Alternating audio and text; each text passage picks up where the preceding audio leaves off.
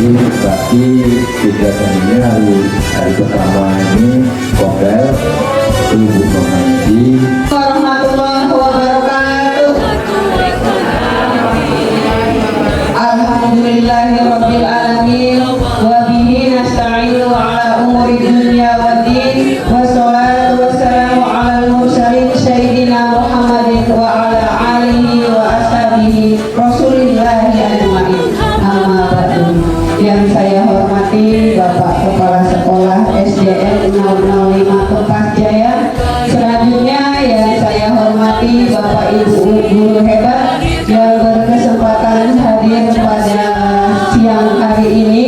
Alhamdulillah, syukur kita ucapkan kehadirat Allah Subhanahu wa taala yang mana sampai saat ini kita masih diberikan nikmat oleh Allah Subhanahu wa taala berupa sehat jasmani dan rohani sehingga kita dapat beraktivitas seperti biasanya di SDN 005 Kompas Jaya, dan sekarang akan mengikuti acara aksi nyata penerapan dan diseminasi budaya positif oleh saya sendiri, yaitu Nurnaningsi dari SDN 005 Kompas Jaya, Kecamatan Kompas, Kabupaten Indragiri Hilir, Riau.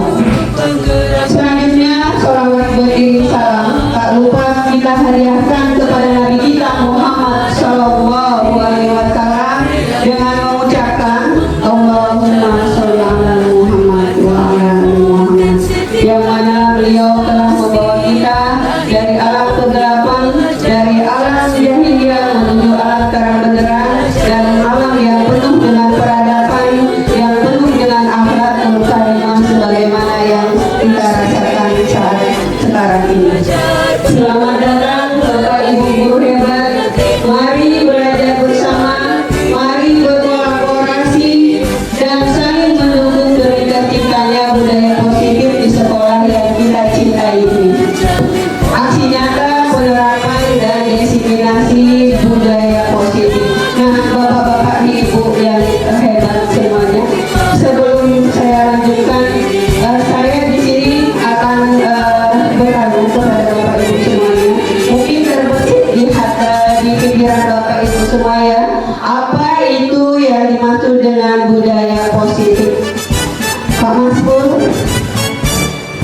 budaya positif itu adalah budaya yang dapat menginspirasi banyak orang sehingga bermanfaat. Terima kasih. Bagus sekali, kasih tepuk tangan untuk Bapak Mas-Pur. Selanjutnya Ibu Rina, apa yang dimaksud dengan budaya positif, Ibu Rina? Budaya positif itu bisa memiliki makna suatu kebiasaan, kegiatan yang bertujuan baik atau menuju kebaikan, seperti itu. Terima kasih kepada Pak Mas-Pur dan Bu Rina. Ya, benar sekali ya. Budaya positif itu adalah hal-hal yang baik yang sudah kita terapkan. Nah, contohnya di sekolah kita sudah ada melaksanakan budaya positif ya Bapak Ibu. Contohnya yaitu penerapan 5S ya Bapak Ibu ya. Nah, selain penerapan 5S, di sekolah kita juga sudah menerapkan membaca doa harian sebelum masuk sekolah, sebelum masuk kelas.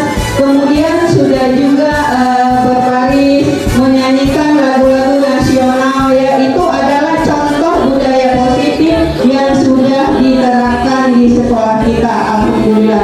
Nah, untuk kedepannya mari kita lebih meningkatkan lagi budaya positif tersebut sehingga menciptakan anak-anak kita yang berprofil pelajar Pancasila. Bapak Ibu semuanya, karena ini hari sudah siang, yuk ekspresikan perasaan Bapak Ibu di hari ini. Ayo Bapak Ibu, gimana ekspresinya? Potensi tingkatkan prestasi, lahirkan profil pelajar. Alhamdulillah ya, senang semuanya ya Bapak Ibu perasaannya hari ini ya. Nah Bapak Ibu semuanya, sebelum melanjutkan ke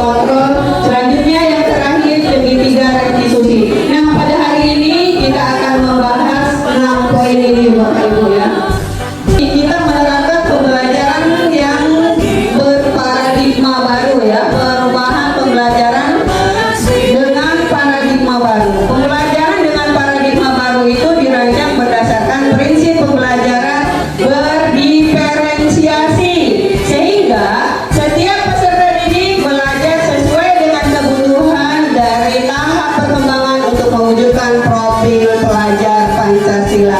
Nah, Bapak Ibu semuanya tentu sudah hafal dan tahu ya profil pelajar Pancasila. Nah, silakan Bapak Ibu kita beri berdiri sebentar Bapak Ibu ya. Silakan Bapak Ibu semuanya untuk mencairkan suasana ya. Bergerak Satu, dua, tiga. Pelajar Pancasila beriman dan bertakwa pada Tuhan Yang Esa dan berakhlak mulia, berkebinekaan global, gotong royong mandiri, kreatif dan bernalar kritis. Terima kasih Bapak Ibu. Tepuk semangat.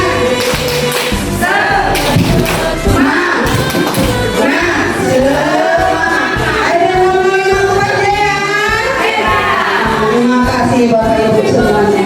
Pertama yaitu Bapak Ibu disiplin positif dan nilai-nilai kebajikan universal. Nah, makna disiplin di sini tadi apa yang dikatakan oleh Ibu Winda sudah bagus ya.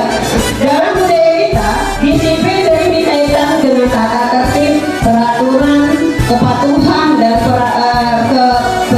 kepatuhan dan peraturan ya. Disiplin juga dimaknai menjadi suatu yang dilakukan seseorang pada orang lain untuk mendapatkan kepatuhan. Kita cenderung menghubungkan kata disiplin dengan ketidaknyamanan. Itu adalah pengertian dari disiplin. Namun yang sebenarnya Bapak Ibu, yang diharapkan dari disiplin positif yaitu yang pertama, disiplin yang dimaksud adalah disiplin diri yang dapat membuat seseorang menggali potensinya menuju tujuan mulia, sesuatu yang dihargai dan bermakna. Kemudian disiplin diri juga mempelajari cara kita mengontrol diri, menguasai diri, dan bertanggung jawab untuk memilih tindakan yang sesuai dengan kebijakan universal.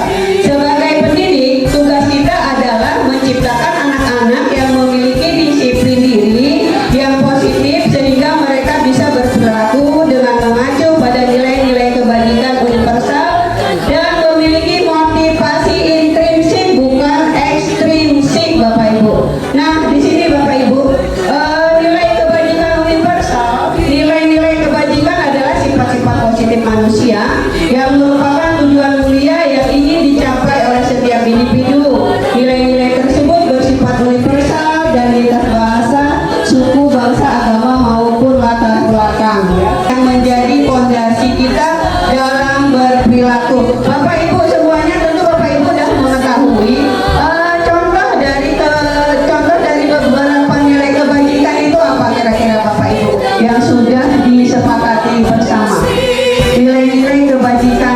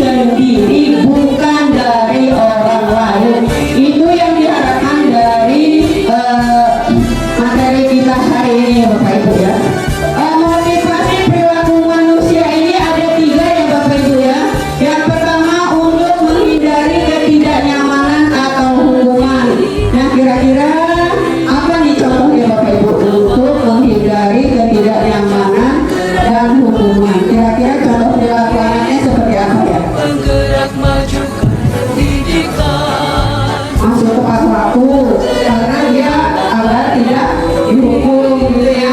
Berarti menurut Bapak Ibu itu motivasi dari mana? Dari dalam atau dari luar? Dari luar, bagus ya. Kemudian yang kedua, untuk mendapatkan imbauan dari orang lain. Rajin ya, belajarnya giat, pikat rajin, cuma hanya ingin mendapatkan imbauan atau penghargaan dari orang lain. Nah, kira-kira itu termasuk motivasi apa Bapak Ibu? Ekstrinsik atau intrinsik?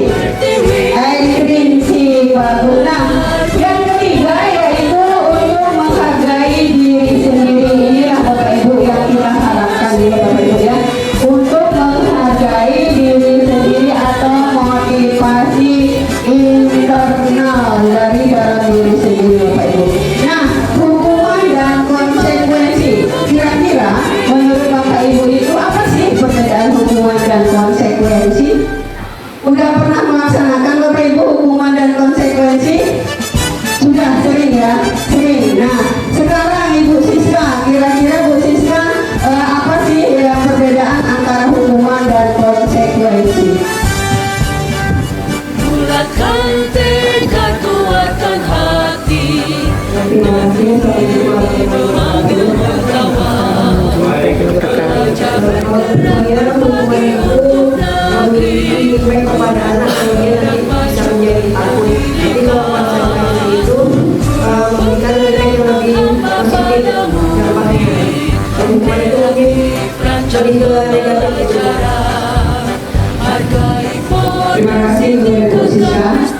Kalau hukuman bersifat menyakiti, ya hukuman itu bersifat menyakiti, tidak nyaman, biasanya spontan ya. Kemudian peserta didik akan takut, ya merasa bahwa Tuhan itu akan dibenci oleh dia dan dia juga akan merasa rendah diri Bapak Ibu ya. Namun kalau konsekuensi ya bersifat mengontrol murid ya dengan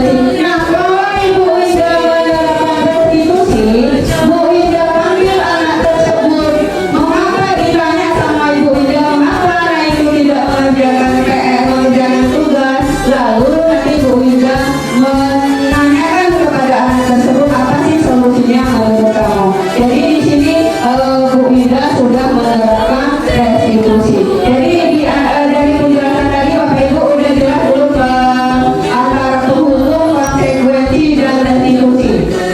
Kalau restitusi itu yang mencari solusinya itu anak, Bapak Ibu ya, anak, namun kita yang mengarahkan ya, dipanggil ya, kemudian nanti ditanya tidak langsung. Tapi kalau konsekuensi masih langsung ya, langsung. Kalau mengerjakan PR, kamu harus tinggal di kelas untuk mengerjakan PR. Nah itu Bapak Ibu ya. Nah di sini dihukum oleh penghargaan. Dihukum oleh penghargaan. Selama ini kita sering memberi penghargaan kepada anak ya Bapak Ibu ya. Nah rupanya di sini di penghargaan itu banyak sisi negatifnya Bapak Ibu ya. Dihukum oleh penghargaan. Memberi penghargaan hanya sama dengan menghukum seseorang Bapak Ibu.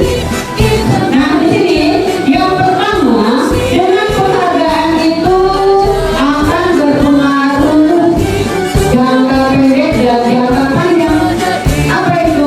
Jika diberi dalam jangka waktu yang lama terus maka anak itu akan kehilangan motivasi intrinsipnya, karena anak itu berbuat hanya mengharapkan imbalan. Kemudian yang kedua, penghargaan tidak efektif. Kenapa?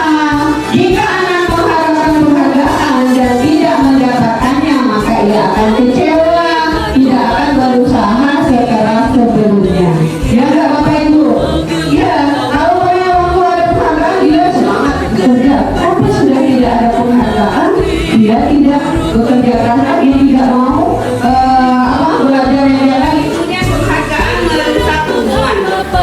Penghargaan merusak hubungan di sini Bapak Ibu ya. Kalau kita memberikan penghargaan kepada anak kita ya, di depan kawan-kawannya yang lain, kira-kira anak Yang lain bagaimana Bapak Ibu? Yang tidak mendapatkan, kira-kira gimana? Akan cemburu, kemudian akan iri, akhirnya mereka tidak lagi merasa dekat dengan kita. Yang Bapak Ibu yang ketiga ya. Kemudian yang selanjutnya itu penghargaan mematikan kreativitas Bapak Ibu. Ya, penelitian menunjukkan bahwa pekerjaan menjadi kurang kreatif ya bila dijanjikan hadiah ataupun penghargaan, karena keutamannya adalah memperoleh penghargaan bukan mendapatkan hasil yang baik ya.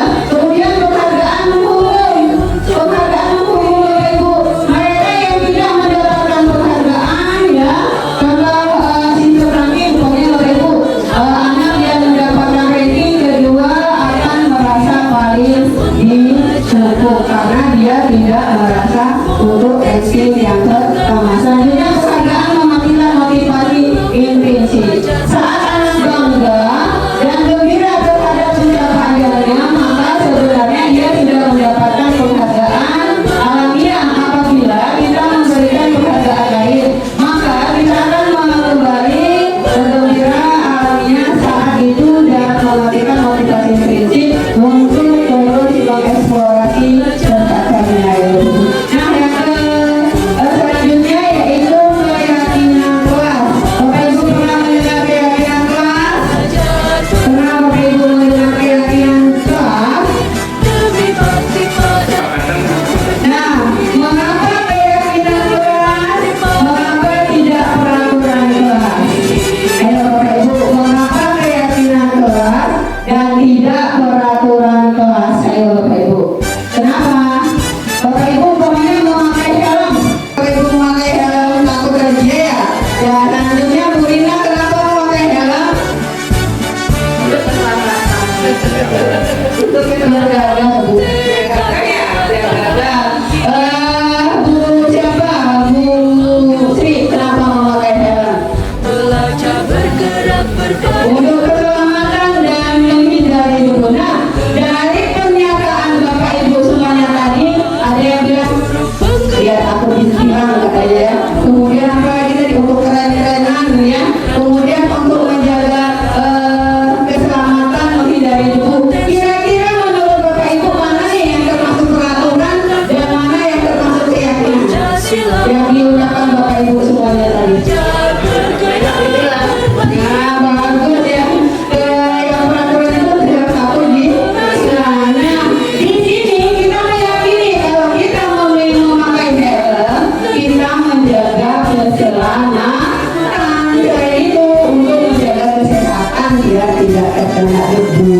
Nah, berarti Bapak Ibu sudah memiliki keyakinan tuh, ya, keyakinan di dalam diri kita, bukan dari luar diri kita. Kalau yang aku bilang tadi berarti masih motivasi ekstrinsik, tapi kalau untuk keselamatan motivasi intrinsik. Kira-kira yang mana Bapak Ibu yang akan kita laksanakan? Yaitu untuk keselamatan. Selanjutnya, Bapak Ibu pernah memakai masker? Pernah. Apa yang kenapa Bapak Ibu memakai masker? Biar terhindar dari wabah. Dan selanjutnya, apa lagi Bapak Ibu? Untuk menghindari agar tidak terkena debu. Jalur kesehatan, ya berarti itu semuanya adalah keyakinan dari Bapak Ibu semuanya. Mengapa kita harus memakai masker? Yaitu demi keselamatan. Ya, nah Bapak Ibu, nilai-nilai keselamatan dan kesehatan inilah yang kita sebut sebagai keyakinan, ya, yaitu nilai-nilai kebajikan universal yang disepakati secara tersirat dan tersurat, lepas dari latar belakang suku, negara, bangsa maupun agama.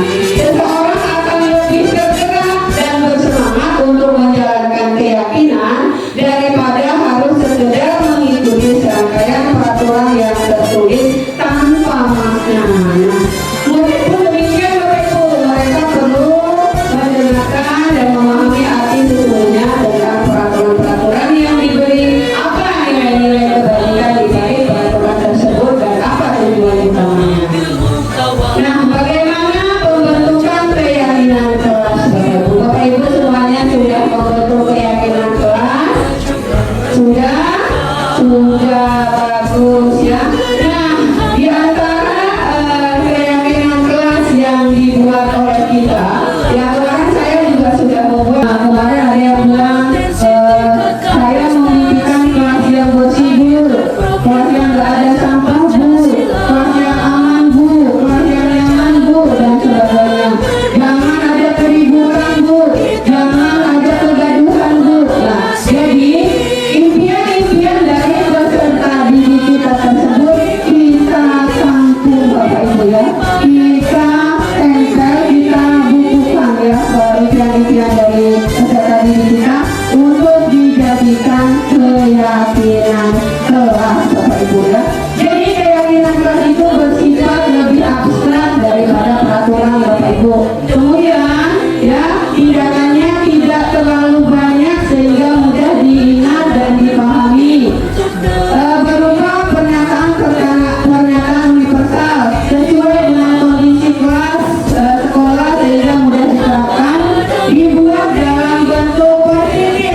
Semua kelas sekolah dilibatkan dalam pembuatan keyakinan kelas. Nah, Bapak Ibu semua, dalam membentuk keyakinan kelas itu jangan ada kata-kata negatif Bapak Ibu ya, tapi kata-kata positif.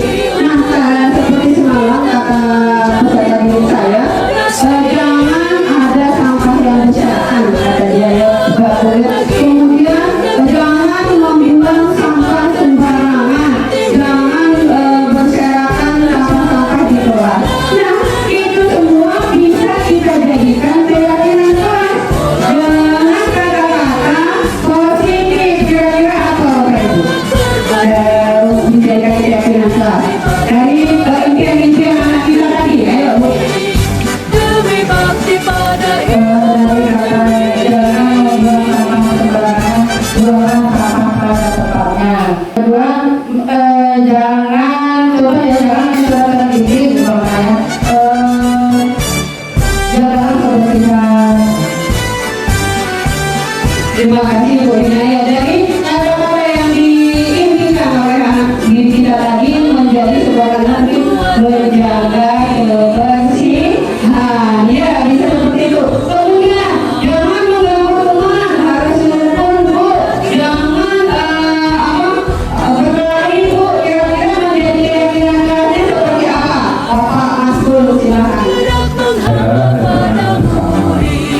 itu ujian supaya kita menjadi kehidupan di dalam belajar kepada Ya, jangan seperti dan setelah itu intinya itu saling menghormati satu sama lain atau kita disitu saling bertoleransi antar suku yang ada di dalam suku beragama utamanya Melayu.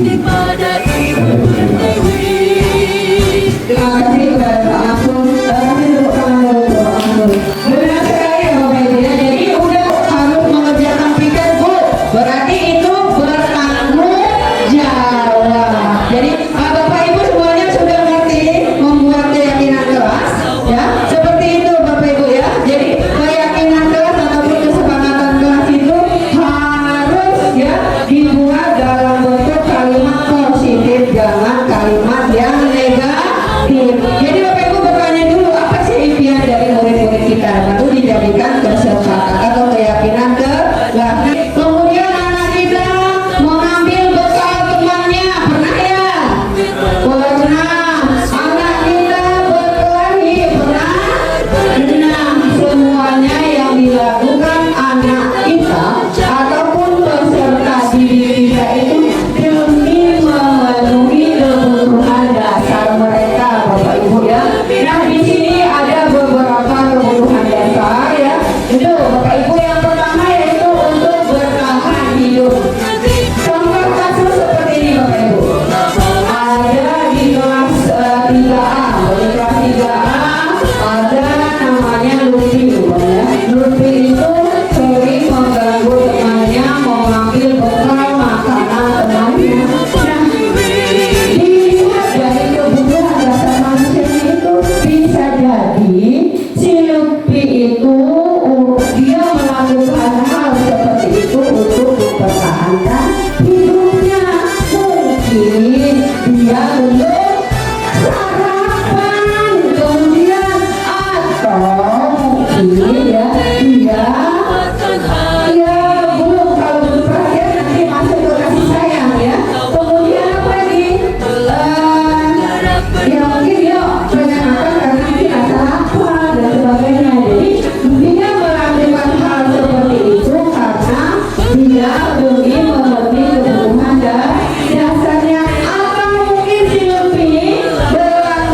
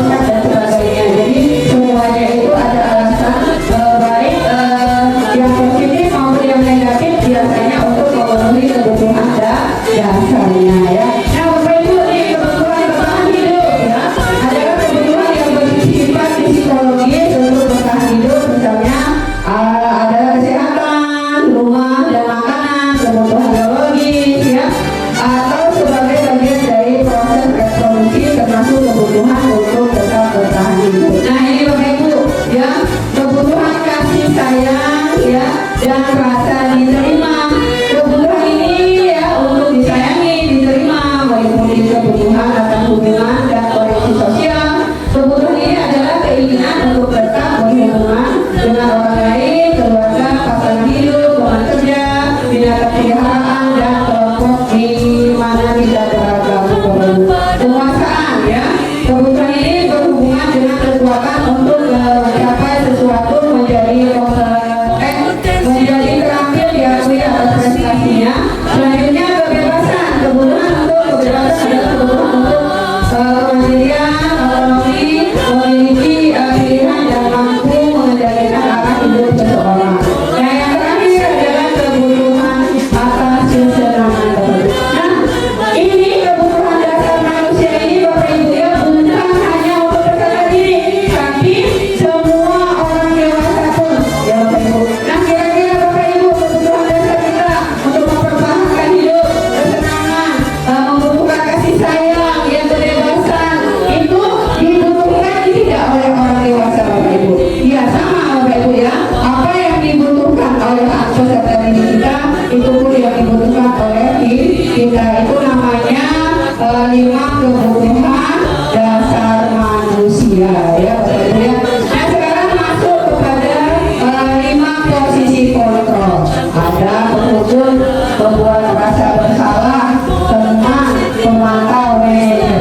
Kira-kira sekarang posisi Bapak Ibu itu berada di mana? Ya, di mana Bapak Ibu kira-kira? Ya, mungkin ada yang 1, 2, dan 3. Kira-kira berada di mana sekarang Bapak Ibu? Manajer, mantap ya. Udah yang paling tinggi dan itu yang harus kita laksanakan yaitu posisi manajer. Selain manajer ada yang Bapak Ibu? Jujur ya. Nah, pemantau. Ya, Bu Nopri sekarang dalam posisi yang mana Bu Nopri? Pertama, hukum. Teman ya. Boleh ya, mungkin kita langsung melaksanakan buat bagian ketiga ya. Nah, Pak Isra dalam posisi mana Pak? 5, mantap ya. Berarti udah yang paling bagus ya. Jadi sekarang ini kita boleh Bapak Ibu berada di tingkat yang mana? Pemukul, pembuat bersalah, teman, pemantau, manajer. Namanya juga kita sedang berproses ya.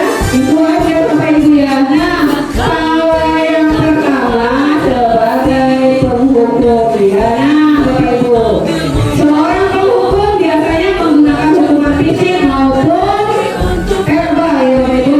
Pada posisi ini senantiasa mengatakan bahwa sekolah memerlukan sistem atau alat yang dapat lebih dekat. Nah, biasanya kalau dalam penghukum itu sebenarnya bagaimana Bapak Ibu?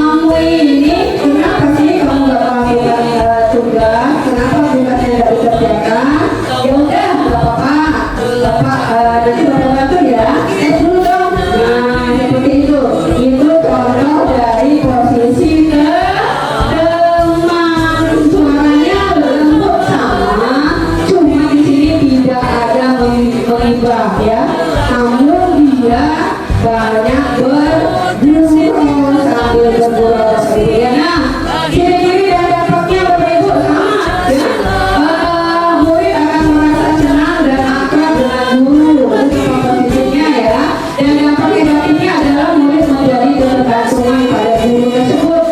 Hal lain mungkin timbul dan murid hanya akan bertindak untuk guru tersebut ya. Jadi seperti ini Bapak Ibu. Kalau umpamanya kita sudah merasa berteman dengan anak itu, kalau pas kita nggak ada, nanti dia nggak mau lagi mentaati sama guru lain ya.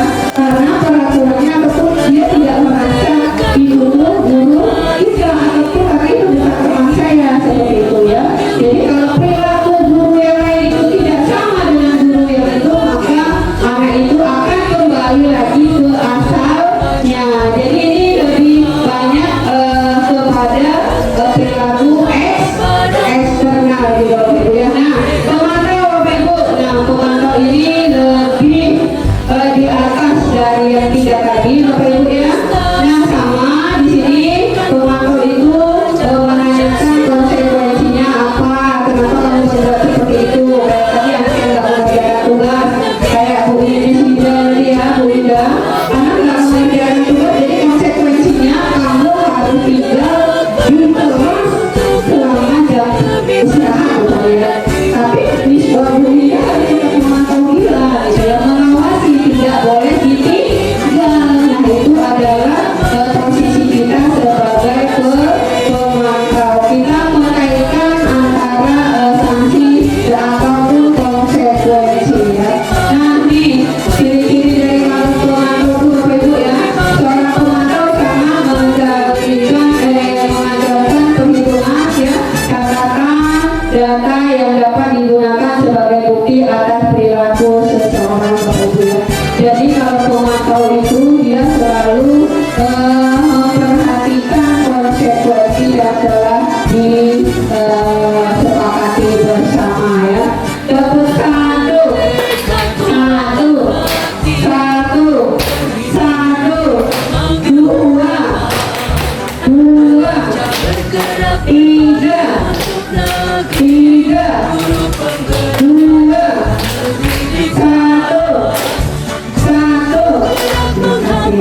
yang terakhir yaitu posisi kontrol manajer. Nah ini dia Bapak Ibu ya.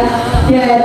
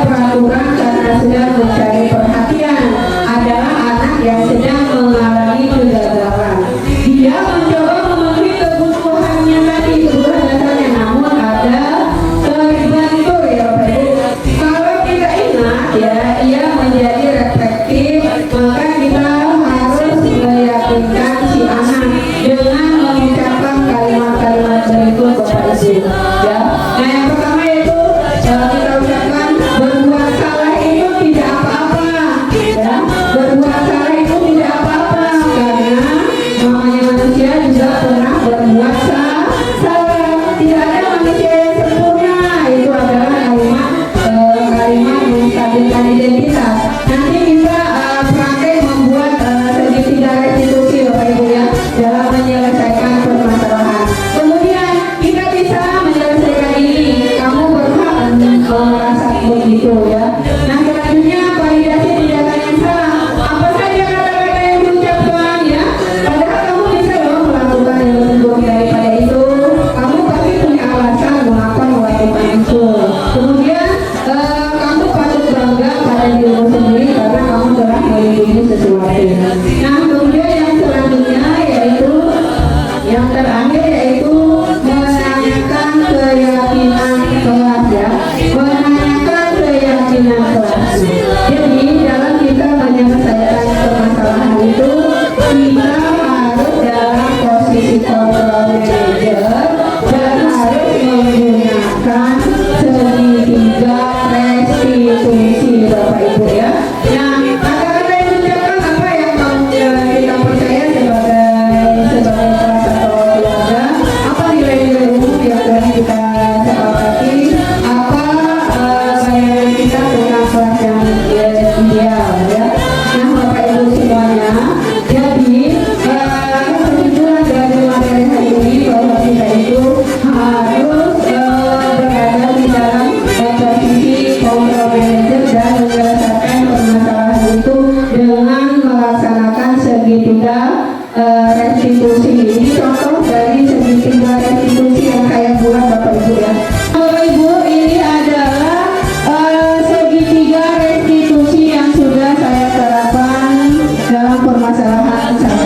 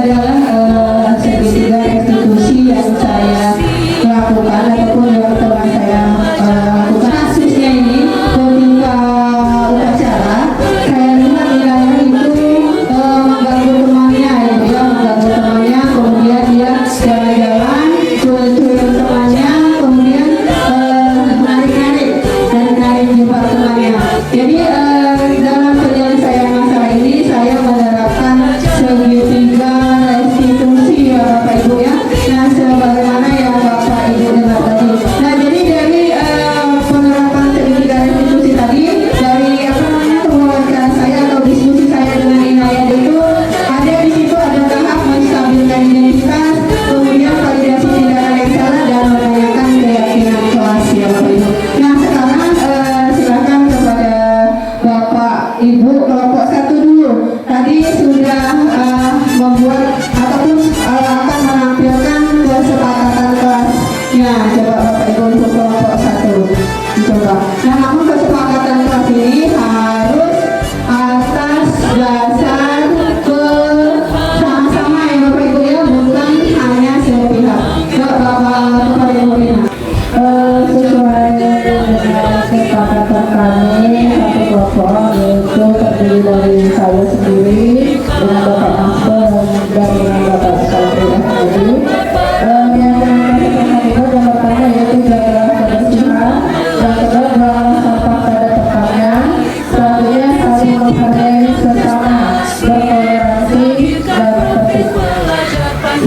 kepada kelompok 1. Selanjutnya untuk kelompok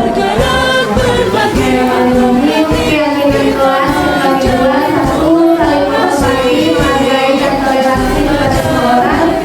Dua, menjaga kebersihan, kerapihan dan keamanan kelas. Tiga, terpadu dan disiplin. Ini keyakinan kelas atas kelompok 2 ya, dan diskusi selanjutnya. Tapi nanti kalau di kelas itu bersama dengan murid ataupun peserta didik. Nah setelah disepakati nanti ada tanda tangan di bawahnya ya, tanda tangan dari peserta didik kita. Nah sekarang kelompok 1 sudah membuat kesepakatan kelas dan sekarang ada membuat sebuah kasus ataupun mungkin kasus nyata ya.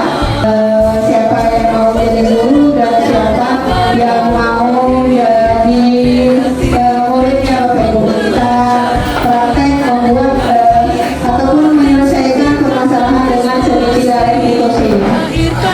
dari guru kelas juga kalian guru bidang studi ya Bu Lena. Atau tadi Ibu perhatikan ketika jam olahraga sepertinya apa tadi kok tidak ikut berolahraga, tadi kan sedang bermain bola. Ibu perhatikan aku cuma berdiri saja, kenapa? Tadi kenapa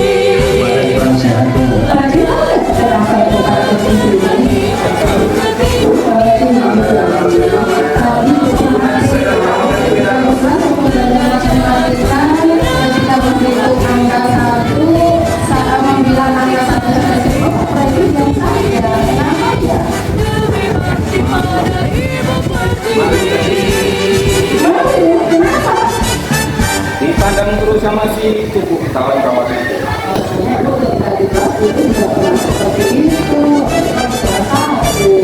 Kira-kira berarti sudah bisa belum menghitung 1 sampai 10, membilang 1 sampai 10.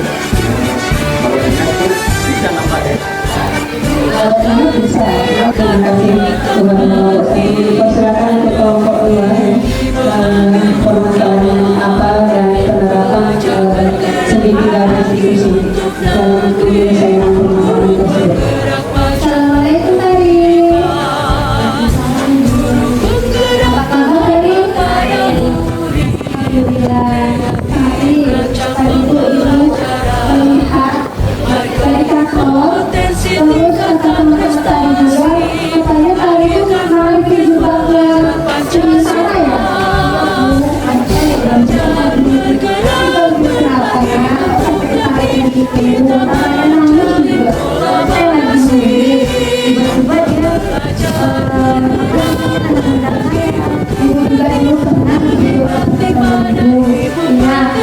Iya, kenapa ibu kami? Nggak tahu.